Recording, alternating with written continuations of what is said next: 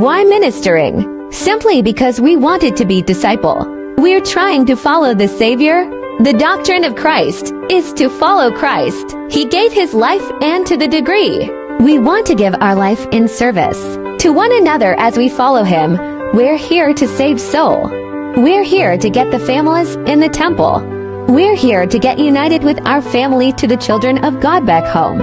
How precious is one soul! The Lord make it clear to bring souls unto me. So how do we start? First, make a contact with those to whom you've been assigned. Reach out to them in person, by phone, text, or social media, or even with a letter. Second, get to know them, learn about their lives, relationship, and circumstances. By doing so, you're able to anticipate their needs and either meet those needs yourself or call on your ward leadership to access additional resources. Third, become a friend, letting them know that you care.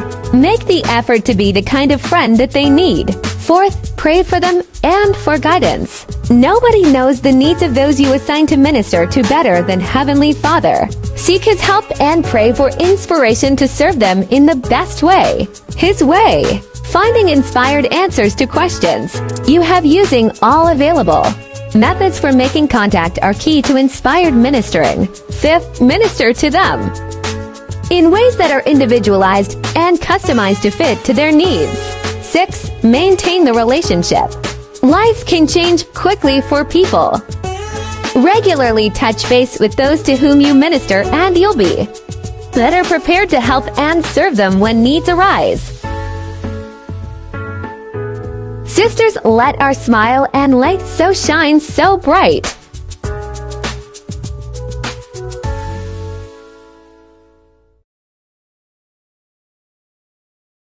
And to start with, let's open our team.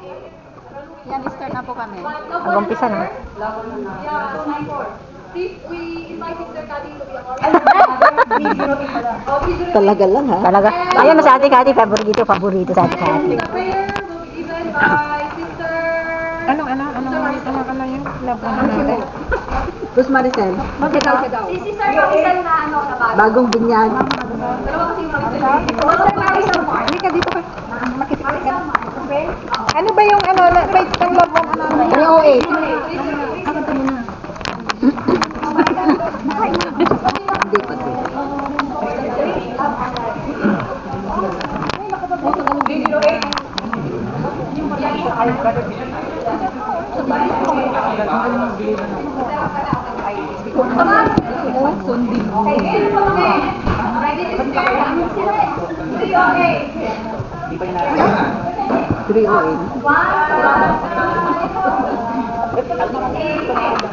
As I have loved you, love one another.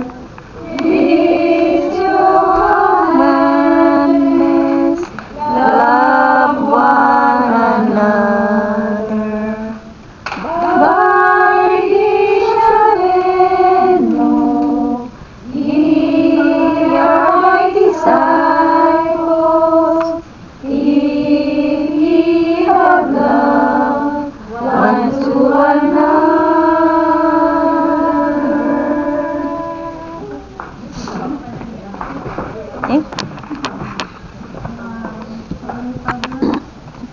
Nagpapasalamat po kami ngayong araw sa aming pagtitipon. Nawa po sana kami lahat po ay katubayan po sa araw na aming araw-araw na pagharap sa aming mga pagsubok sa buhay. Nawa po, pati po kami sa aming kapahamakan, pati po ang mga pamilya, mga mahal sa buhay. Tapos ko po ito sa pangalan ng Diyos, Jesu Cristo. Amen. Amen. Thank you, Sister. So, visitors, Ito, huwag ka na po. welcome, sisters. And welcome to the activity. Welcome remarks will be given by Sister Sarah, our Relief Society President. Papasok ka, te? Siguro muna lang yan, Bay. Labas muna ako. Narinig mo na mo.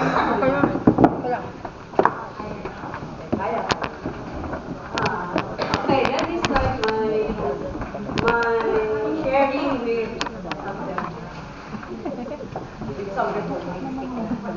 Kinabili ko sa Singapore leadership conference Camcord. with Camcord. President Record. Camera at record. Pag nagpasa ko, Camcord ko na namod. yesterday. Ano? 1,300. I was able to shake his hand also. Hindi ko nga nagkasa ng isang gabi. No, I just want to share with you that, how to say, because yung team natin is about ministering with love, right? So, yes, in our yesterday's training, it so happened na, I think that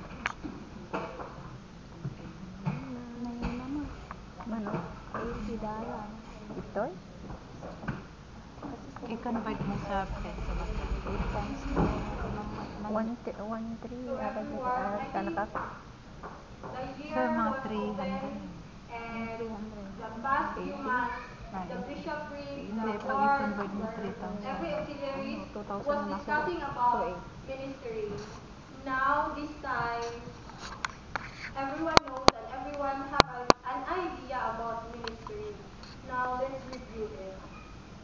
So, let's see how we minister, when to minister, and where to minister, and who are the people that we need to minister, and what are the blessings if we do that. So, we divide into 5 groups, and you could stop to minister, When? where we minister, When it's needed. When only needed. When it's needed. Anytime. Anytime. discuss it in 2 minutes. Oh, sulat natin. Sulat natin. When? Every time. When? Ano tayo? When?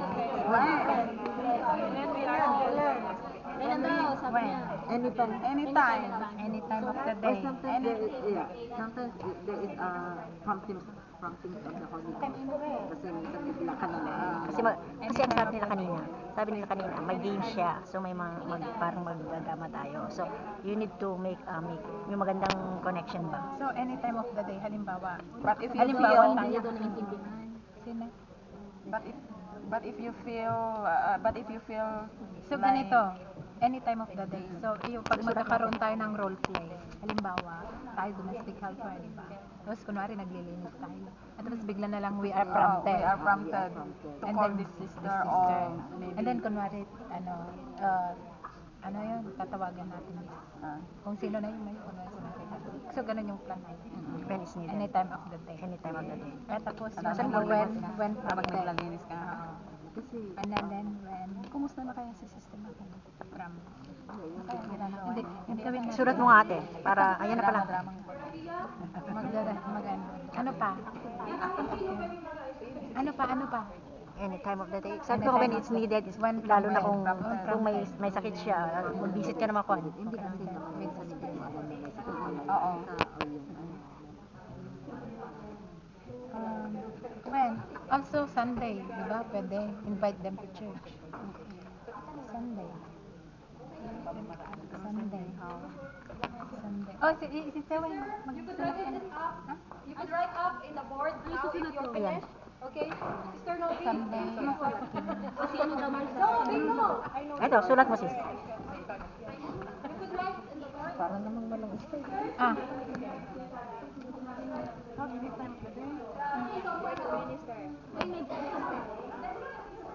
Lagyan mo ng guhit para kwan. Lagyan Line. mo ng line, Sister Maricel.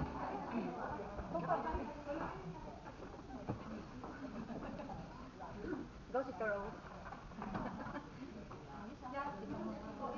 So ano, parang pangalan na kasi nung mag-a-act. Sabi nila ang dalawa. Naglilinis tapos kunwari naalala ko. Tatawagan. Hindi, kasi dito na rin natin. Tapos yung mag-a-act. Tapos yung ano naman, itong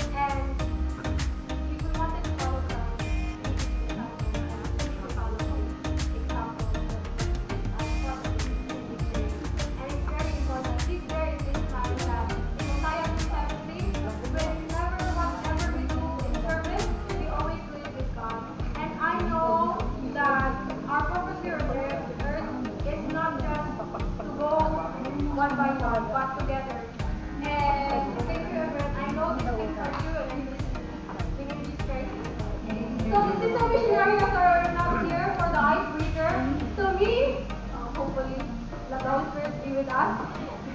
We will role play acting something to do with ministry. So yeah, me and I got well portrayed.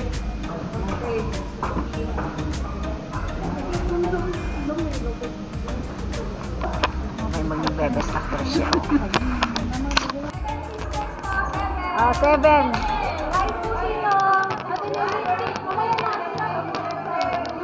Oh, ilan na kami?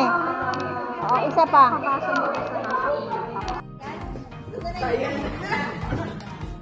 Ang haba naman.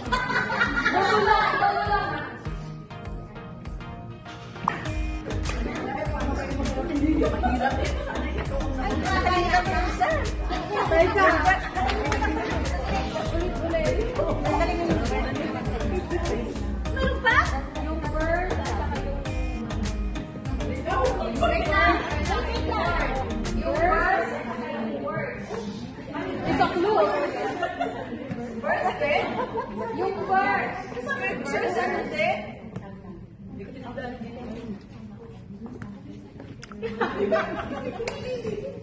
Hindi, ano siya? Try out lang yan.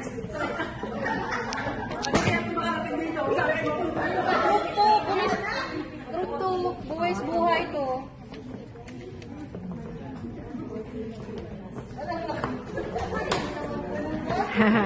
Sino kayo nanalo dyan? Mahaba ba, Nay? Oo. Ay, ang iksi.